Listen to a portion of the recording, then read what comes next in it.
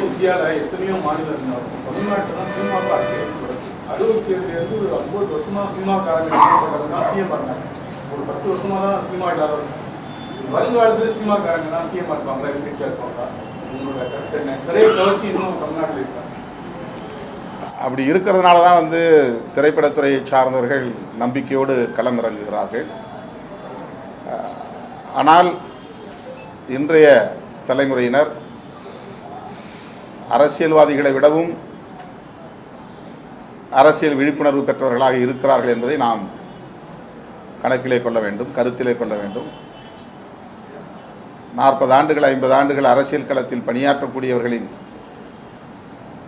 போக்குகளை துணிந்து விமர்சிக்கக்கூடிய அளவுக்கு அரசியல் ஈடுபாடு, அரசியல் விழிப்புணர்வு தமிழகத்தில் கூடுதலாக இருக்கிறது, வளர்ந்திருக்கிறது என்று நான் நம்புகிறேன். எனவே வெறும் திரை மாயை ஆட்சியை பிடிக்க போதாது. தமிழ்நாட்டு மக்கள் அப்படி ஏமாற மாட்டார்கள் என்று நான் நம்புகிறேன்.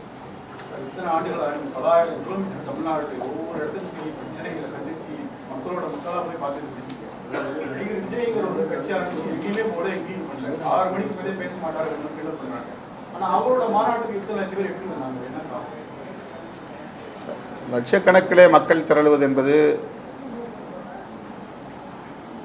திரைப்படத்தில் புகழ்பெற்ற செல்வாக்கு பெற்ற கதாநாயகர்களுக்கு இயல்பான ஒன்றுதான்.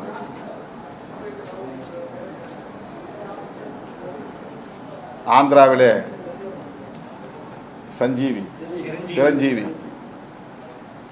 பவன் கல்யாண், அதைப்போல தமிழகத்திலே பல தலைவர்கள் இன்றைக்கு நாம் விஜயகாந்த் உட்பட விஜய் வரையிலும் பார்க்கிறோம்.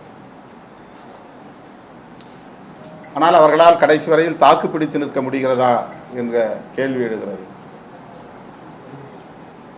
ரசிக பட்டாளம் என்பது வேறு, அரசியல் விழிப்புணர்வு பெற்ற களப்பணியாளர்கள் என்பது வேறு.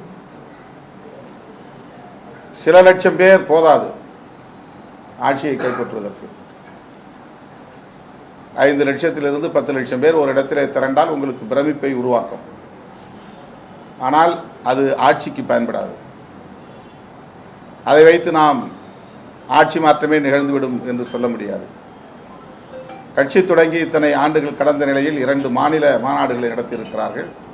1வது மாநாடு 2வது மாநாடு என்றுதான் அதற்கு பெயர் சூட்ட முடிந்ததை தவிர கருத்தியல் சார்ந்து அந்த மாநாட்டுக்கு பெயர் சூட்ட முடியவில்லை. அதில் ஒரு ஐடியாலஜிக்கல் கான்செப்ட் இல்லை. நாங்கள் மாநாடு நடத்துகிறோம்னா வெல்லும் ஜனநாயகம் மாநாடு, அதில் ஒரு கான்செப்ட் இருக்குது.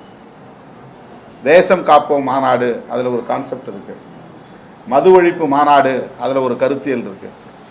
அரசமைப்பு சட்டத்தை காப்போம் அப்படின்னு ஒரு பெயர் சொல்லி அதில் ஒரு மாநாடு போடுறோம். அந்த மாதிரி மாநாட்டுக்கு 1வது மாநாடு 2வது மாநாடு 3வது மாநாடு போடுறாங்கனாலே ஐடியாலஜிக்கலாக அவங்களால பொருத்தி பார்க்க முடியல. இந்த கான்ஃபரன்ஸ் ஃபார் வாட் பர்பஸ், இந்த ஐடியாலஜிக்கல் பொருத்தப்பாடுங்கிறது இல்லாத 3 மணி நேரமோ 4 மணி நேரமோ நிகழ்ச்சி நடந்தது. வெறும் கூச்சல், வெற்று சவடால்கள், விஜய் மாநாடு என்றுதான் சொல்ல வேண்டிய நிலை இருக்கிறது. அதில் அதிகபட்சமாக ஆட்சியை கைப்பற்றுவோம் என்கிற ஒரு வேட்கை தெரிகிறது. அதனால் திமுகவை வீழ்த்துவோம் என்கிற வெறுப்பு வெளிப்படுகிறது. மற்றபடி அதில் அரைத்தமாவே புளித்தமாவே அரைக்கிற ஒரு மாநாடாகத்தான் அது முடிந்ததை தவிர, போன மாநாட்டில் சொன்னது ரைட், இந்த மாநாட்டில் அடுத்த ஒரு டெவலப்மெண்ட் இருக்கணும், நாங்கள் என்ன செய்ய போகிறோம் அப்படிங்கிறது இருக்கணும். அல்லது இன்றைக்கி நடந்து கொண்டு இருக்கிற நடப்பு அரசியல் குறித்து, இன்றைக்கி எஸ்ஐஆர் ஒரு பேர்னிங் இஷ்யூ, அதை பற்றி எதுவும் ஒரு பேசலை. ஸ்பெஷல் இன்டென்சிவ் ரிவிஷன் பீகாரில் யாத்ரா போயிட்டு இருக்கிறார். நாடு தழுவிய பிரச்சனை, ஒரு செஷனே நடக்கலை இந்த பிரச்சனைக்காக. அடுத்த 3 சட்டங்கள் 30 நாள் உள்ளே இருந்தால் போதும் அவங்க பதவியை பறிச்சிட முடியும்னு ஒரு சட்டம் வந்துருக்கு. அது தொடர்பாக 3 சட்டங்கள் வந்திருக்கு. இந்த சட்டங்கள் பற்றி அவங்களுடைய நிலைப்பாடு என்ன சொல்லலை. தமிழ்நாட்டில் தூய்மை பணியாளர்கள் பிரச்சனை இப்போ பெரிய அளவில் விவாதிக்கப்பட்டது, அதை பற்றி அந்த கருத்தும் இல்லை. தமிழ்நாடு உட்பட இந்தியா முழுவதும் ஆணவ கொலைகள் அதிகரித்து கொண்டிருக்கின்றன, ஹானர் கில்லிங்ஸ், அதை பற்றி அவங்க நிலைப்பாடு என்ன தெரியல. பெரியார் என்ன சொன்னார், அதை சார்ந்த எந்த பேச்சும் இல்லை. அம்பேத்கர் எதற்காக பாடுபட்டார், அதை சார்ந்த எந்த கருத்தும் இல்லை. வெறும் திமுக வெறுப்பு, ஆட்சி அதிகாரம். என்கிற நிலையில் தான் ஒரு மாநாடு நடந்து முடிந்திருக்கிறது. எனவே அவங்க ஐடியாலஜிகளோட இன்னும் வந்து சிங்க்ரனைஸ் ஆகலை. 1977 எம்ஜிஆரும் இதே மாதிரி தான் திமுகவை வீட்டுன்னு சொல்லி நடிகராக வந்து ஆனால் செஞ்சு காமிச்சார் 77. அதே மாதிரி விஜய் வந்து இப்போ சொல்றாரு திமுக இது அந்த அடுத்த வருஷம் தேர்தலில் இது வந்து எப்படி இருக்கிறீங்க? எம்ஜிஆர் காலத்தில் இருந்த மாதிரி மக்கள் இல்லை. இப்போ இன்னைக்கு இருக்கிறவங்க வந்து ஒவ்வொருத்தரும் ஹீரோ, ஒவ்வொருத்தரும் ஜேர்னலிஸ்ட்.